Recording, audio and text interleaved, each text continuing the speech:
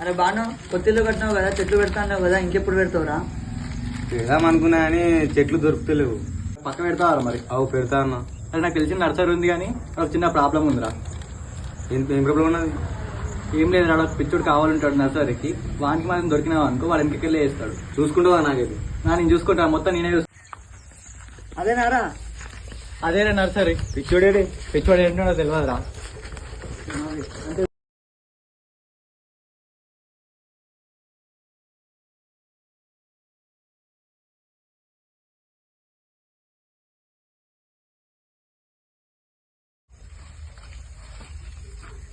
అరే పిచ్చి వచ్చింది సునీల్, పిచ్చి వచ్చింది, వెళ్ళిపోందా?